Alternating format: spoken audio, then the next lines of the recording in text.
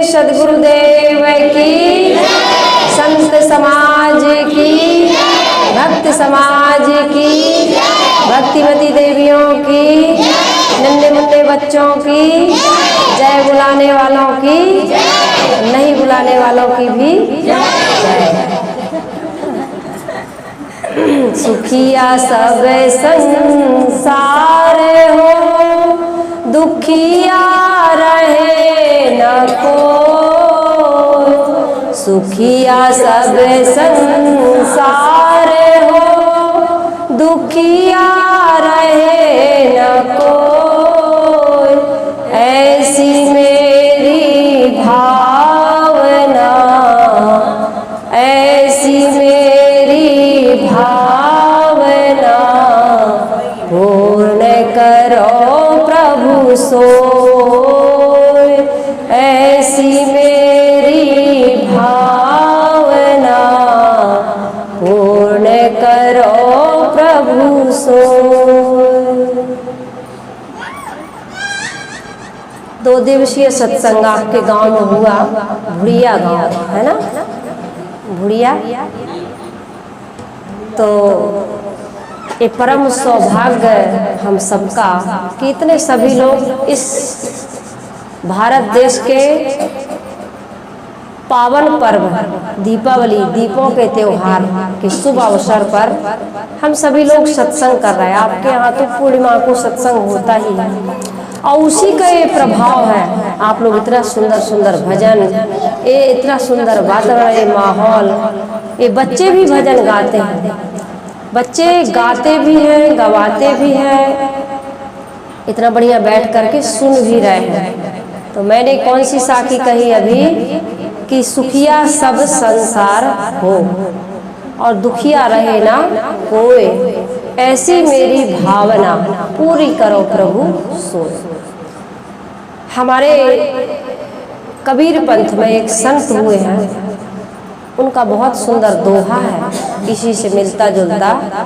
उन्होंने क्या कहा है, जैसे मैंने कहा कि सुखिया सब संसार हो, हमारी ऐसी कामना है, हमारी ऐसी चाहना है, गुरु के चरणों में ऐसी हमारी प्रार्थना है और ये हम कर सकते हैं। सब सुखी हो ये संभव नहीं है, क्योंकि लोग अपने आप, अपने सोच से, अपने व्यवहार से, अपने कर्म से दुख बना रहे हैं। कैसे दुख बना रहे हैं? एक बुढ़िया माता थी, कहानी मैंने सुनाई है, फिर से आप लोगों को, कई लोगों ने नहीं सुनी होगी, जो यूट्यूब से नहीं जुड़े हैं उन्होंने नहीं सुनी होगी। हम अपने जीवन में कैसे दुख बनाते हैं, इस पर से समझिए। हम चाहते नहीं हैं, कल भी हमने कहा ना कि हम अपने जीवन में दुख नहीं चाहते हैं। कबीर साहब ने कहा, चाहत सुख, आदमी क्या चाहता है? सुख। चाहत सुख, दुख संग न छाड़ा। चाहे तो रहा सुख, लेकिन दुख उसका पीछा नहीं छोड़ रहा। बड़ी विडंबना है ना। आदमी नित्य प्रयास यही करता है कि जीवन के दुख दूर हो, लेकिन दुख ही मिलता है उसको। सुख बहुत कम मिलता है और दुख बहुत ज्यादा मिलता है, ऐसा वो महसूस करता है। चाहत सुख, दुख संग न छाड़ा, दुख का मर्म न काहू पाया। हमारे जीवन में दुख क्यों है, इसके रहस्य को हम नहीं जानते हैं। तो मैं कह रही थी कि हमारे जीवन में हम दुख खुद बना रहे हैं। कैसे बना रहे हैं? किसी को विश्वास नहीं होगा कि हम अपने जीवन में दुख बना रहे हैं, लेकिन संत कहते हैं, गुरुजन कहते हैं, विवेकी जन कहते हैं, समझदार कहते हैं, और यदि हमारे अंदर एक कला आ जाए तो हम भी ये कहने लगेंगे, स्वीकारने लगेंगे कि सचमुच में दुख हम बनाते हैं और इस दुख को बनाना हम बंद कर देंगे। क्या कहा मैंने? इस दुख को बनाना हम बंद कर देंगे। तो यही हमारी भावना है कि हमारे जीवन से दुख दूर हो। हम अपने जीवन में जो दुख बना रहे हैं वो दुख की फैक्ट्री चलाना, बनाना बंद कर दें। इस पर से मैं कहानी आपको बता रही थी कि एक बुढ़िया माता थी, उनके यहाँ संत जी आते थे। 2 कहानी बताऊंगी इसी से जुड़ी हुई, फिर इसके बाद आगे चर्चा होगी। और आज के चर्चा के बाद, ये प्रवचन में नहीं आएगा, रिकॉर्ड नहीं होगा, लेकिन जितनी माता बहनें बैठी हैं उनके मन में कोई जिज्ञासा हो, कोई प्रश्न हो, कोई समस्या हो, तो आप हमसे रखिएगा। 10-15 मिनट का हम समय देंगे और जो हमारे समझ में आएगा उसका हम समाधान भी देंगे। तो अपने अपने प्रश्न, अपनी अपनी जिज्ञासा, अपनी अपनी समस्या आप याद करके रखिएगा। हो सकता है आपको उसका समाधान मिल जाए। मैं प्रॉमिस तो नहीं करती, क्योंकि जरूरी नहीं कि एक ही डॉक्टर से सबका इलाज संभव हो। किसी को किसी से आराम मिलता है, किसी को किसी से आराम मिलता है। तो मैं ये कह रही थी, एक बुढ़िया माता थी, वो अपने जीवन में दुख बनाती थी, लेकिन बड़ी संत प्रेमी थी। संत और सत्संग ये हमारे जीवन का दुख दूर करते हैं, लेकिन कब करते हैं? जैसे डॉक्टर होता है, आप बीमार हैं, हम बीमार हैं, डॉक्टर के पास गए, डॉक्टर ने इलाज किया, कुछ परहेज बताया, कुछ दवाइयाँ दी, ना हमने दवा खाई ना हमने परहेज किया, डॉक्टर बहुत अच्छा है, आराम नहीं होगा। कि हो जाता है डॉक्टर के बस पास जाने से, डॉक्टर के दर्शन करने से, डॉक्टर से इलाज कराने से, उसकी दवा ला कर के लेने से हमारे रोग का अंत नहीं होता। क्या करना पड़ता है? दवा समय से खानी पड़ती है, संयम परहेज करना पड़ता है, डॉक्टर जो कहता है उसके अनुसार चलना पड़ता है, तब रोग दूर होता है। हम सत्संग में आए, सत्संग कहता है कि चेतन की पूजा करो। तुम्हारे घर में, परिवार में, समाज में जिनके साथ तुम रहते हो उनके साथ सुंदर व्यवहार करो, मीठी वाणी का प्रयोग करो, उनका ध्यान रखो, उनका अपमान ना करो, उनका अनादर ना करो, उनकी आवश्यकताओं का ध्यान रखो। हम नहीं करते। एक लोटा जल, मन में भरा है छल, तो समस्या का होगा कभी हल? नहीं होगा। एक लोटा जल से हमारे जीवन का छल दूर नहीं होता है, प्रभु की प्राप्ति नहीं होती है। कैसे होती है? निर्मल मन जन सोई मोहि पावा, मोहि कपट छल छिद्र न भावा। जल चढ़ाओ, कोई मना नहीं करता, लेकिन अंदर जो छल है, कपट है, ईर्ष्या है, द्वेष है, घृणा है, नफरत है, वैमनस्यता है, इसको दूर करिए। इसी के लिए ये पूजा पाठ, व्रत उपवास, संध्या सुमरण, ये सत्संग, ये संत गुरु को बुलाना, ये औपचारिकता नहीं होनी चाहिए। औपचारिकता से कुछ नहीं मिलता। बुला लिए, महीने में 15 दिन में सत्संग कर लिए, या रोज आरती कर लिए, रोज अगरबत्ती जला लिए, रोज माला जप लिए, रोज सुमरण कर लिए, लेकिन काम वही कर रहे हैं। वाल्मीकि ऋषि ने काम बदल दिया। रत्नाकर डाकू थे, मारते थे, लूटते थे, लोगों की हिंसा तक कर देते थे। उनको सप्तऋषि मिले, एक बार मिले उनको सप्तऋषि, कहा भाई आप गलत कर रहे हैं। कैसे गलत कर रहा है? कहीं जो पाप करते हो ना परिवार के लिए, ये परिवार वाले इसमें हिस्सेदार होंगे? क्यों नहीं होंगे? पत्नी भी हिस्सेदार होगी, बच्चे भी होंगे, माता पिता भी होंगे। कहीं जाओ पूछ के आओ, लंबी कहानी। पूछने गए, माता ने इनकार कर दिया, पिता ने इनकार कर दिया, पत्नी ने भी इनकार कर दिया। मैं नहीं जानती हूँ, हम नहीं जानते हैं तुम कैसे धन कमाते हो, हमें तो धन से मतलब, तुम पाप से कमाओ, पुण्य से कमाओ, उसका फल तुम्हें मिलेगा। रत्नाकर के विवेक विचार की आंखें खुल गई। कहा यहाँ तो कोई न काहू सुख दुख करदाता, निजकृत कर्म भोग सब भ्राता। स्वयं कर्म करोत्तात्मा स्वयं तत्फल मस्मते, स्वयं भ्रमति संसारे स्वयं तस्मात् मुच्यते। जो जैसा करता है उसको वैसा भरना पड़ता है। आज से पाप कर्म नहीं करेंगे। क्या करें महाराज? कहे राम राम कहो, राम राम कहो, भजन करो, संध्या करो, सुमरण करो, परोपकार करो, भलाई का काम करो।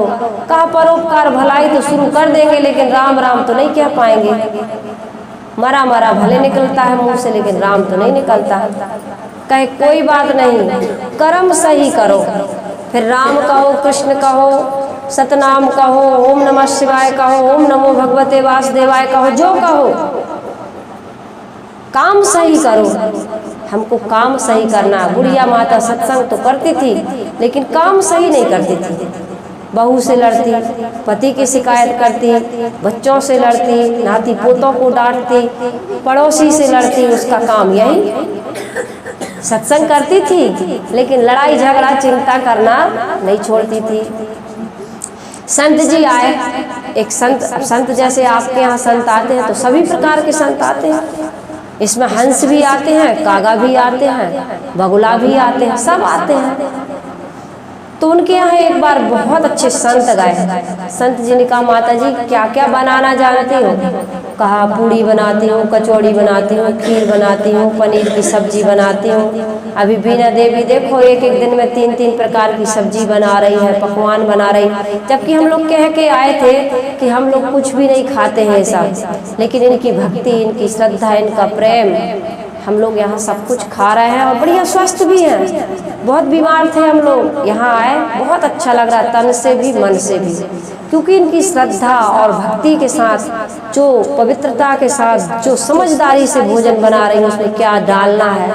जैसे भोजन बनाने का देखिए, हर चीज़ की झाड़ू लगाने की कला होती है, भोजन बनाने की कला होती है, बात करने की, भजन गाने की, प्रवचन करने की, हर चीज़ की कला होती है। ये मकान बनाते हैं ना, मकान बनाने की भी कला होती है। मटेरियल तो है लेकिन नाप तोल सही नहीं है तो मकान अच्छा नहीं बनेगा। कपड़ा है लेकिन दर्जी का नाप तोल सही नहीं है तो कपड़ा सही फिटिंग सुंदरता नहीं देगा। या तो हाफ पैंट बना देगा या फुल पैंट बना देगा, ऐसा हो जाता है। तो भोजन बनाने की कला, जीवन जीने की कला ये संत सिखाते हैं। मैं बुढ़िया की कहानी बता रही थी। बुढ़िया ने कहा, सब कुछ बनाती हूँ। कहा, क्या क्या बनाती हूँ? सारे आइटम गिना दिए। कहे, बुढ़िया माता एक चीज बताओ।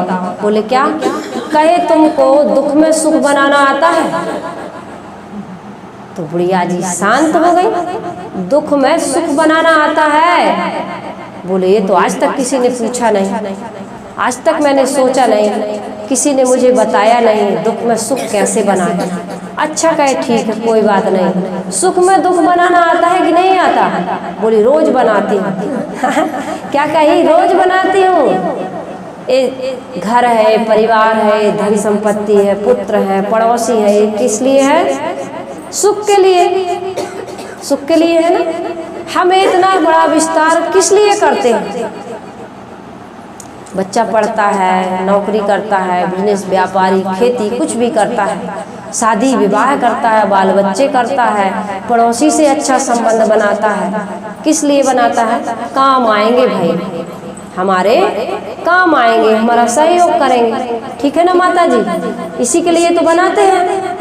इसी के लिए तो 9-9 महीने बच्चों को गर्भ में रखते हैं, पैदा करते हैं, पालते पोसते हैं, पढ़ाते लिखाते हैं, शादी विवाह करते हैं। लेकिन बुढ़िया माता, तुम तो रोज लड़ती हो।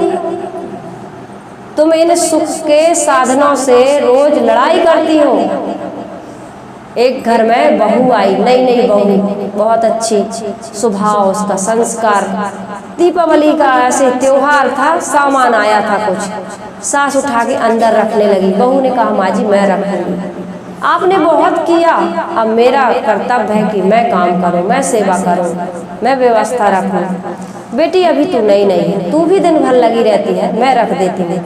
दोनों ने कहा मैं रखूंगी, और बहू ने कहा मैं रखूंगी, सास ने कहा मैं रखूंगी। बहू घी का टीन लेकर के अंदर जा रही थी, 15 लीटर का घी का पीपा अंदर लेकर के जा रही थी। पता नहीं क्या हुआ, गिर गई बहू, टीन फूट गया, घी बिखर गया। अब बहू डर गई कि सासू माँ डांटेगी, क्योंकि एक इमेज बना के चलते हैं ना लोग, सास क्या होती जो सांस ना लेने दे, सुख से ना रहने दे। ऐसी है आजकल की बेटियों की ये भावना होती है, सास या तो चंगी हो या तो फोटो टंगी हो। सास या तो काम करने वाली हो या फिर फोटो में, फ्रेम में टंगी हो, माला चढ़ी हो उस पर।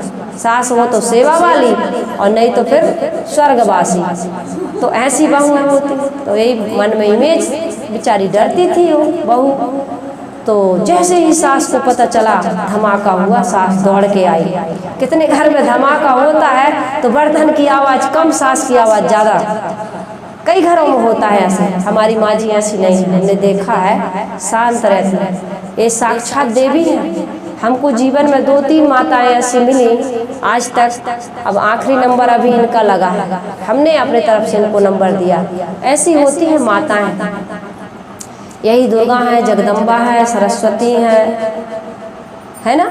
और यही यदि काली का रूप धर ले तो महाकाली कंकाली।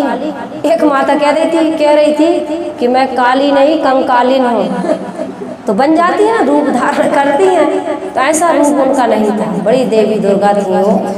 दौड़ के गई, बहू को बाहों में भर ली। बेटी लगा तो नहीं?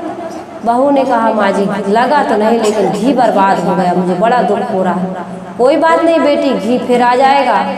मैं तो डर गई थी कहीं तुझे चोट न लग गई। बात आई गई, घी साफ किया गया, वो वर्षों बीत गए। कुछ दिन के बाद सास बीमार हो गई। देखिए सुख कैसे बनाते हैं, दुख कैसे बनाते हैं, यही बता रही हूँ, और इसको जीवन में अमल करिएगा। कुछ दिन के बाद सास बीमार हो गई, और इतनी बीमार हो गई कि बिस्तर में ही लैट्रिन बाथरूम होने लगी। बड़ी श्रद्धा से, बड़ी भक्ति से, जैसे अपन जल चढ़ाते हैं, भोग लगाते हैं, आरती उतारते हैं, लड्डू गोपाल की या अपने अपने इष्ट की, ऐसे उस सास की सेवा करने लगी। कहते ना, सेवा है सच्ची पूजा, सेवा सच्ची पूजा है। सुखों की खान बंदे सत्संग से ही मिलते हैं, सचमुच भगवान बंदे। सेवा ही सच्ची पूजा है, यदि कोई समझ सके तो। ये बाहर की पूजा, इसका मैं खंडन नहीं करती, लेकिन जो व्यक्ति सेवा करता, कल भी मैंने कहा, उसने जूता पहनाया है उस बच्चे को कि धूप में इसके पैर गर्म हो रहे हैं। छोटा सा बालक, नन्हे से कोमल इसके पैर हैं, इसको जूता पहनाना चाहिए, गुब्बारा लूँ या ना लूँ। उसने कहा अंकल आप भगवान हैं, हम और आप भगवान बन सकते हैं। हम भगवान नहीं बनते, शैतान बनते। मुर्गी खा जाते हैं, अंडा खा जाते हैं, मछली खा जाते हैं, केकड़ा खा जाते हैं, कबूतर खा जाते हैं, शराब पी जाते हैं, गुटखा खा जाते हैं, पता नहीं कितनी कितनी बहुओं बेटियों की इज्जत लूट लेते हैं। क्या क्या कर रहे हैं? हिंसा, हत्या, व्यभिचार, बलात्कार, ये सारा कौन कर रहा है? आकाश से कोई शक्ति उतरती है? कहते हैं भगवान की सत्ता के बिना पत्ता नहीं हिलता। वो भगवान ही चाहता है? नहीं चाहता, इंसान खुद करता है।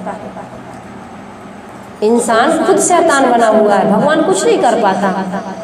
यदि भगवान कुछ कर पाता तो भगवान कभी इस धरती पर कोई पाप, कोई अत्याचार, कोई अपराध ना होने देता। तो कहा कि भाई बुढ़िया माता, तुम दुख में सुख बनाना नहीं जानती हो, लेकिन सुख में दुख बना रही हो। तो सास की मैं कहानी बता रही थी, वो बहू बड़ी लगन से सेवा कर रही थी। धीरे धीरे पता चला उसकी मम्मी को, ये तो सासू माँ थी, मम्मी को पता चला। मम्मी आई समझन से मिलने, देखा कि इतना गंदगी में है। मेरी बेटी 2-2 बजे तक, 3-3 बजे तक यही करती रहती सेवा, अपने हाथ से मलमूत्र धो रही है। कहा बेटी नौकरानी नहीं लगा लेती हो? कहा माँ जी, मम्मी मेरी माँ है, माँ धर्म की माता, इसने मुझे सुहाग दिया, वरदान। हम कहते देवी माँ वरदान देंगी, ये वरदान, वर क्या है? आपका पति। ये किसने दान दिया? मंदिर की देवी ने नहीं दिया, किसी आकाश पाताल से नहीं उतरा है हमारा पति। आपका पति है ना, आपका पति कहाँ से उतरता है? ये घर में जो देवियाँ बैठी ना, उनके सासू माँ, उन्होंने दिया वरदान। मैं इसकी सेवा कर रही हूँ, यही मेरे लिए सबसे बड़ी देवी है। कहा कि तुमको घृणा नहीं होती, बदबू नहीं आती? इसके मलमूत्र से बदबू नहीं आती, कैसे भोजन कर लेती हुई नहीं हाथों से? कहा मम्मी मुझे इनके मल से, मूत्र से बदबू नहीं आती, घी की खुशबू आती है। उसकी मम्मी चौंक गई, घी की खुशबू? किसी के मलमूत्र से घी की खुशबू आती है? कहे हाँ मम्मी, मुझे इनकी सेवा करते करते घी की खुशबू आती है। घी की खुशबू क्या है? वो टीप टीन जो गिरा था, जो गले से लगाया था, जो सांत्वना के शब्द दिए थे, प्यार दिया था, कहा था बेटी कोई बात नहीं, घी गिर गया लेकिन तू सुरक्षित है, वो याद उसको हमेशा बनी रह गई। और वो सास की इतनी सेवा की, सास स्वस्थ हो गई। और जो उनका मधुर संबंध बना, कहते हैं इतना प्यार दो बहू को कि बहू अपने मायके का नंबर भूल जाए।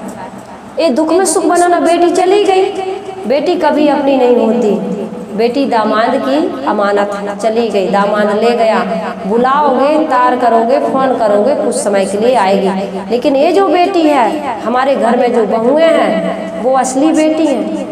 आपके बेटा का भी ध्यान रख रही हैं, आपके वंश का भी ध्यान रख रही हैं और आपका भी सेवा करती हैं। इनके साथ सुंदर व्यवहार करना ये सत्संग सिखाता है, मधुर वार्तालाप करना ये सत्संग सिखाता है। और मीठा जिस दिन हम बोलने लगते हैं, मीठा व्यवहार जिस दिन करने लगते हैं, समझ लो हम रोज सत्संग कर रहे हैं। सास और बहू का मधुर संवाद हो, पिता पुत्र का मधुर संवाद हो, भाई भाई का मधुर संवाद हो, माँ बेटे का मधुर संवाद हो, ये सत्संग है। ये सत्संग तो एक ट्रेनिंग है।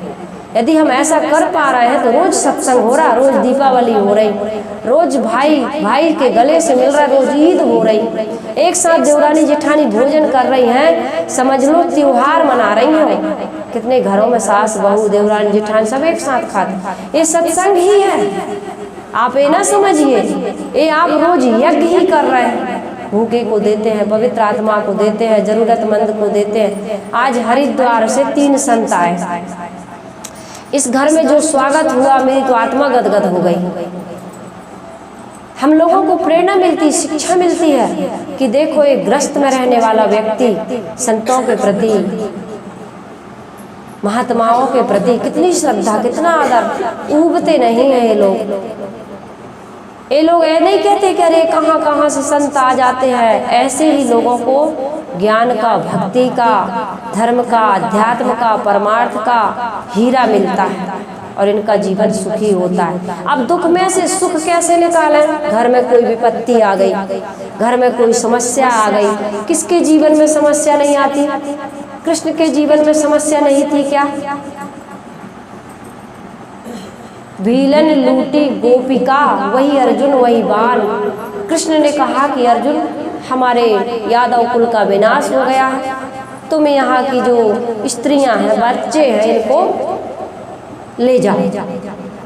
आए तो गली में ग्वाल भीलों ने, व्याधों ने लूट लिया, अर्जुन कुछ नहीं कर पाए।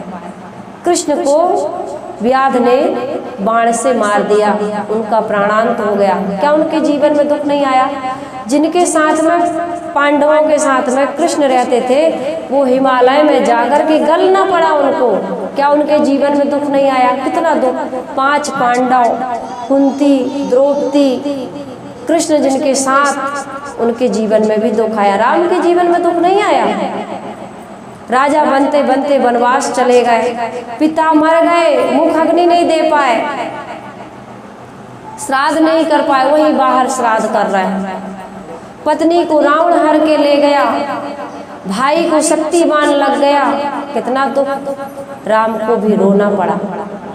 गए राम और गए लक्ष्मणा, संग न गई सीता ऐसी धना, जात कौरवे वार न लागा, गए भोज जिन साजल धारा, गए पांडव कुंता ऐसी रानी, गए सहदेव जिन बुद्धिमती मति ठानी, सर्व सोने की लंका उठाई, और चलत बार कछु संग ना लाई, जाकर कुरिया अंतरिक्ष छाई, सो हरिश्चंद्र देखल नहीं जाई, मूरख मनुषा बहुत संजोई, अपने मरे और लग रोई। साहिब कहती ना जाने अपने मर जेबो, टका 10 बिढ़े और ले खैबो। अपनी अपनी कर गए लागी न काऊ के साथ, अपनी कर गए रावणा, अपनी दशरथ नाथ। सब ने अपना अपना मेरा मेरा कहा। इस संसार से सब अलग अलग आए, अलग अलग चले गए। साथ में रहे राम लक्ष्मण सीता, लेकिन जाते समय सब अलग। सीता पहले चली गई, लक्ष्मण चले गए, राम ने भी सरयू में जल समाधि ले ली। ये है जीवन की सच्चाई। इस दुख में भी हमको क्या साथ देता है? धीरज धर्म मित्र और नारी, आपत्ति काल पर रखिए चारी। धीरज नहीं खोना है, धर्म नहीं खोना है, आपस का प्रेम नहीं समाप्त करना है। ये सास, ये ससुर, ये पति, ये भाई, ये बहन, ये मित्र हैं हमारे। मित्र का मतलब वही मित्र नहीं जो एक दो मित्र बना लेते हैं। धीरज धर्म मित्र और नारी। स्वास्थ्य का ध्यान रखो, चिंता करने से चिता में पहुंच जाओगे, है ना। चिंता और चिता में एक शून्य का, एक बिंदु का बस फर्क है।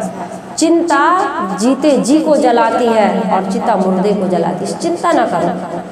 तुलसी भरोसे राम के, निर्भय होए के सो, अनहोनी होनी नहीं, होनी होए सो होए। होने को कोई रोक नहीं सकता। अपने बच्चों पर, बच्चियों पर विश्वास करो। क्यों चिंता करते हो, क्यों टेंशन लेते हो? छोटा सा बच्चा है, अभी वो समझ रहा है सब कुछ, खुद अनुभव। एक टिड्डी कीड़ा होता है, आप लोगों ने नहीं सुना होगा, मैं बता दूं। एक टिड्डी कीड़ा होता है, वो जब अपने उससे निकलता है ना जाला से, तो खुद प्रयास करता है, तब उसके पंख जमते, तब उड़ने लायक होता है। एक स्कूल में बच्चों को टीचर ने बताया कि देखो ये टिड्डी कीड़ा अपने जाले से निकलने का प्रयास करेगा, कोई इसकी मदद मत करना, नहीं तो इनकी ज़िंदगी बर्बाद हो जाएगी। एक बच्चे को दया आ गई, वो नहीं समझा, बहुत तड़प रहा था टिड्डी कीड़ा, उसने उस जाले को निकाल दिया। टिड्डी कीड़ा बाहर तो निकला, लेकिन पंख नहीं जम पाए। बीना देवी, टिड्डी कीड़ा निकला उस जाले से बाहर, लेकिन पंख नहीं जम पाए और वहीं घूम के कुछ देर में मर गया। टीचर ने पूछा इसकी किसी ने मदद की थी? बच्चे ने ईमानदारी से बताया, हाँ सर, मैंने इसको बाहर निकलने में मदद की थी। कहा बेटा यही गलती की है, आपने जो बाहर निकलने में मदद की, इसलिए अपने पंख नहीं जमा पाए। उसको आप प्रयास करने देते, परिश्रम करने देते, मेहनत करने देते, उसके पंख खुद जम जाते, वो खुद बाहर निकल आता, उड़ता होगा। तुमने उसको दया करके उड़ने के लायक नहीं छोड़ा। हम आज बच्चों पर अधिक दया कर देते हैं, अधिक सुरक्षा, अधिक संरक्षण, अधिक मार्गदर्शन देने लगते, बच्चे घुटन घुटन महसूस करने लगते हैं। विश्वास करिए, साथ दीजिए। छोटा सा बच्चा था हमारे यहाँ, आता है वो रहा होगा 8 महीने का। तो आजकल सब लोग चाय पीते हैं, सच्ची घटना बताऊँ मैं, तो बच्चे हैं कहीं लाइट छुएंगे, कभी आग छुएंगे, उनको तो पता नहीं है कि क्या है। तो जैसे ही कप में चाय आई तो छूने का प्रयास किया, बहुत बचाया लेकिन छू लिया, तो उसको गर्म लगा। तो छोटे बच्चे होते थे, कहते हैं ताता ताता कहते हैं ना। तो जब एक बार उसको गर्म लगा, वो 18 महीने की हो गई गुड़िया, आज भी वो छूती नहीं है। क्या कहती है? दूर से ही देखती है, वो कहती ताता। एक बार गर्म लगा, सीख गई ना। ऐसे ही हमारे जीवन में जब तक ठोकरें नहीं लगती, हमें पता ही नहीं चलता। हर व्यक्ति के जीवन में ठोकर लगना जरूरी है। आप खड़े रहिए एक सहारा बनके, बच्चों को संभालने के लिए, परिवार को संभालने के लिए। आप ये मत सोचिए कि ठोकर लगने ही नहीं दूंगी, ये हो ही नहीं सकता। हर व्यक्ति के जीवन में कुछ ना कुछ घटनाएं होती हैं, कुछ ना कुछ दुख आता है, कुछ ना कुछ प्रतिकूल। वही आपकी सबसे बड़ी ये जीवन प्रयोग ही एक पाठशाला है, इसी से बच्चे सीखते हैं। हमको आपको सहारा देना, चिंता ना करो। चिंता करके हमारे जीवन की बड़ी बड़ी समस्याएं और बड़ी हो जाती, छोटी छोटी समस्याएं बड़ी हो जाती, बड़ी बड़ी समस्याएं समाधान से बाहर हो जाती, क्योंकि हमारा विचार, हम कहते हैं ध्यान में मन नहीं लगता, सुमरण में मन नहीं लगता, क्योंकि ध्यान तो यहाँ लगा हुआ है हमारा। हमने प्रभु का प्रसाद समझकर, साहिब की कृपा समझकर उनको सौंपा नहीं। हम भाग्य विधाता नहीं है किसी के, कि है भाग्य विधाता? कोई किसी का कोई भाग्य विधाता नहीं। बच्चों को प्यार दो, समझाओ, सिखाओ, वो अपना संस्कार लेकर के आए। आप लोगों ने अनाड़ी फिल्म देखी होगी, ना देखी हो तो देखना, बहुत शिक्षाप्रद। ये फिल्में भी शिक्षा देती हैं। हम तो कभी इसका कुछ, आजकल की बहुत सारी ऐसी फिल्में हैं, सभी फिल्में तो नहीं देखना चाहिए, लेकिन पारिवारिक है तो उनको देखिए। अनाड़ी फिल्म में कितनी बढ़िया शिक्षा है।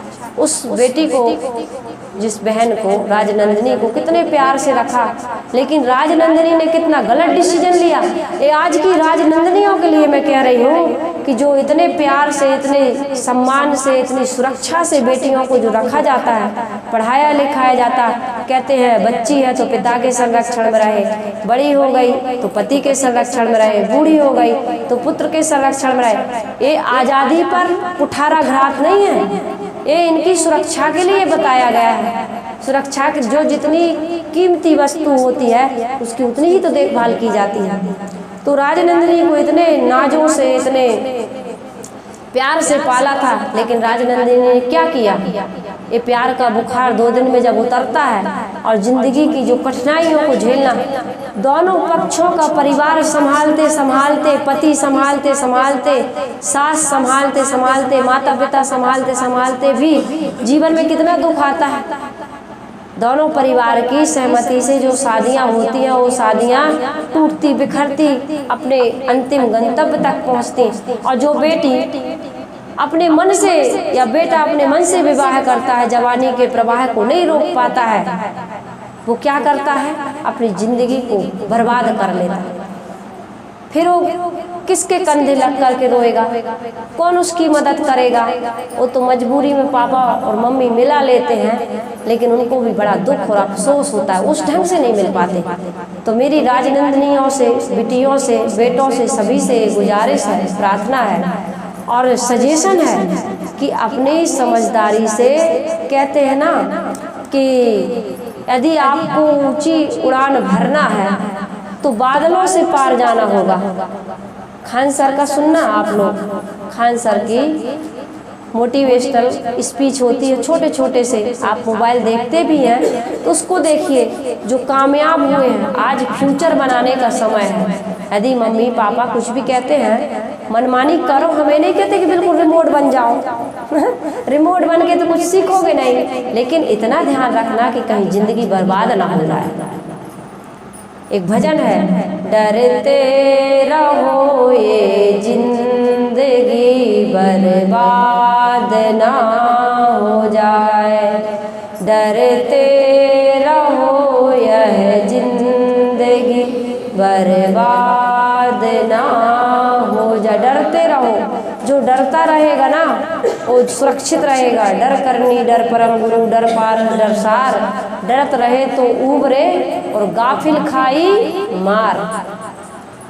कबीर साहब जी ने कहा, बिना विचारे जो करे सो पीछे पछताए, काम बिगाड़े आपनो जग में होत हंसाए। हंसी उड़ाई जाएगी तुम्हारी, बिना विचार किए हुए कुछ भी काम करोगे, कुछ भी बोलोगे, है ना, तो हमारा क्या होगा? अपमान होगा, निंदा होगी, लोग हंसेंगे।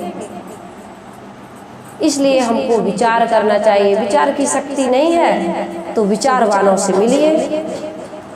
आपके घर में मम्मी है, पापा हैं, आपके अच्छे दोस्त हैं, अच्छे दोस्त बनाओ। कल सालना साहिब कह रही थी ना कि संगति से सुख उपजे, मैं सुन रही थी, और कुसंगति से दुख होए। यदि किसी बच्चे ने, हमारे यहाँ एक बच्चा है, मैंने उसको एक ही बात बताई थी बचपन में और उसने अमल किया, आज भी उसकी रिंगटोन है, दाल रोटी खाओ प्रभु के गुण गाओ, ये समझो और समझाओ थोड़े में मौज मनाओ, दाल रोटी खाओ प्रभु के गुण गाओ। उसने एक ही काम किया अपने जीवन में, अच्छे दोस्तों को, अच्छे लोगों को अपने जीवन में स्थान दिया, अच्छी संगत में वो रहा और आज उसका जीवन इतना सुंदर है। पति पत्नी का, एक बेटी आ गई है, लेकिन बहुत सुखी है वो, क्योंकि आदमी जो अच्छी संगत करता है, अच्छे विचार रखता है, अच्छे आचरण करता है, उसका हर कहीं मान सम्मान होता है। तो आज हमारे पास जो ये चरित्र है ना, ये सबसे बड़ी संपत्ति, सबसे बड़ी पूंजी है। यदि इसको संभाल लिया, आचरण को सुंदर बना लिया, तो फिर आपका पूरा जीवन, आपका पूरा फ्यूचर बहुत सुंदर जाएगा। इसलिए अपने जीवन को सुंदर बनाना है, दुख में भी सुख बनाना है, दुख में से सुख। कोई समस्या नहीं है, कोई परेशानी नहीं, उतार चढ़ाव तो ये जिंदगी का आर्ट ऑफ लाइफ और पार्ट ऑफ लाइफ, दो ही चीज़ें हैं। पार्ट ऑफ लाइफ है ये। जीवन का दुख और सुख, उतार चढ़ाव, अनुकूलता प्रतिकूलता, लेकिन इसमें मुस्कुराते हुए जीना ये आर्ट ऑफ लाइफ है। इस जिंदगी को जीने का अच्छा तरीका हमारे जीवन में हमको ये संत सिखाते हैं, गुरुजन सिखाते हैं, सदग्रंथ सिखाते हैं, अच्छे दोस्त मित्र सिखाते हैं। इसलिए अपने जीवन में इन चीज़ों का ध्यान रखना है हमको। जो व्यक्ति ऐसा जीवन जीता है उसका जीवन सुंदर, सुखमय, सरल हो जाता है। तो मैंने आप लोगों के बीच निवेदन रखा कि हम अपने जीवन में कैसे सुखमय से दुख निकाल रहे हैं। सब कुछ है, काय भैया खाने को नहीं मिलता, बहुत अच्छा मिलता है साहब। 3 सब्जी खाते हैं, 3 टाइम तो सब्जी खाते हैं, 2 टाइम नहीं, 3 टाइम भोजन नहीं, 2 टाइम तो हर आदमी भोजन कर रहा है। आज भूखमरी से भारत परेशान नहीं है।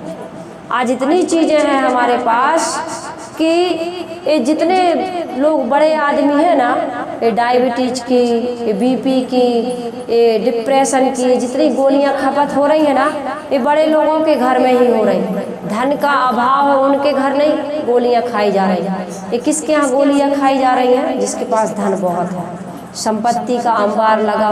नींद नहीं आ रही, अब क्या करोगे? नींद नहीं आ रही तो गोली खाओ। चिंता कर रहे हो, बीपी बढ़ गया, शुगर बढ़ गया, अटैक आने की संभावना है, गोली खाओ। तो चिंता मत करो, है ना। चिंता करने से हमारी जीवन की समस्याओं का समाधान नहीं होता है। ये हम क्या कर रहे हैं? दुख में, सुख में भी दुख बना रहे हैं, दुख में सुख बना रहे हैं, सुख में दुख बना रहे हैं। अपने स्वभाव से, अपने विचारों से इतना ना सोचो। आप जो अपने जीवन में नहीं चाहते उसको सोचो ही मत। अरे ऐसा ना हो जाए, वैसा ना हो जाए। एक व्यक्ति कहता है साहब मुझे मरना तो पड़ेगा, लेकिन मरने से बड़ा डर लगता है। कोई उपाय हो तो बताओ। अमर फल तो बना नहीं है कि खा लो और अमर हो जाओ, और अमर होगे करोगे भी क्या? तो इसलिए एक व्यक्ति गुरुदेव जी के पास फ़ोन करता था। गुरुदेव जी जाते थे कि भैया कोई चिंता, कोई समस्या, कैसा है? एक ही चिंता है। बोले क्या? कहे ऐसा लगता है, सच्ची घटना है, ऐसे लगता है कि चोर घुस जाएंगे तो सब ले जाएंगे। कहे कितने वर्षों से चिंता? कहे 20 साल होगा। कहे चोर घुसे? कहे नहीं घुसे। गुरुजी ने कहा घुसेंगे भी नहीं, और घुसेंगे तो कुछ मिनटों में लूट के ले जाएंगे, उस समय चिंता कर लेना। जब घुसते ही नहीं है तो चिंता क्यों करते हो? जब जो समय आएगा उस समय देख लेना। उसने चिंता करना छोड़ दिया, पूरा जीवन बीत गया, मर गया, उसके घर कभी चोर ही नहीं घुसे। हम कैसा कैसा दुख बनाते हैं, बना रहे कि नहीं बना रहे? सोचो मत, सोचना ही है तो अच्छा सोचो। इसलिए मैंने कहा नहीं बिगाड़ो काहू को, जहाँ तक बने बनाओ, अपने से जो ना बने तब हम हित मन चाओ। अच्छा सोचो, हित की भावना रखो, चिंता ना करो, फिक्र ना करो। और जो भी संध्या सुमरण करते हो, जो भी ध्यान चिंतन करते हो, श्वासों से जो राम राम राम सतनाम जो भी नाम जप करते हो, इसको बोलने की जरूरत नहीं है। बोलते हो तो बुरा नहीं है, लेकिन अंदर अंदर श्वासों से जपो और अपने आत्म भाव को जागृत करो। मैं शरीर नहीं हूँ, मैं आत्मा हूँ।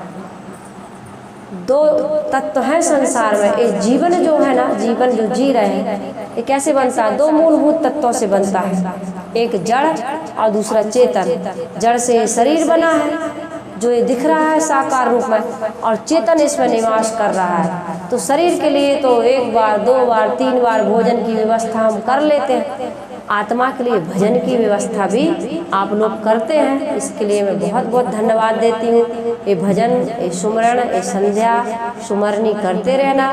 पूर्णिमा को जो आप लोग सत्संग करते हो सब आना, बहुएं भी आना, बेटियां भी आना, बच्चे भी आना, बूढ़े भी आना। खूब भजन गाना, कुछ पाठ सत्संग करना और जीवन में इसको अमल में लाना। सबके साथ सुंदर प्रेम का, भाईचारे का व्यवहार करना, एक दूसरे की मदद करना, शिकायत न करना, कमियां न देखना, अच्छाई देखना। ऐसा करते करते हम सबका जीवन अच्छा बन जाएगा, हमारा जीवन सफल सार्थक हो जाएगा और हमारा सारा काम सफल हो जाएगा। इन्हीं शुभकामनाओं के साथ मैं वाणी को विराम दे रही हूँ। यदि 15 मिनट का समय है, कोई समस्या हो, कोई जिज्ञासा हो, कोई प्रश्न हो तो आप रखिए। बोलिए सद्गुरुदेव की जय।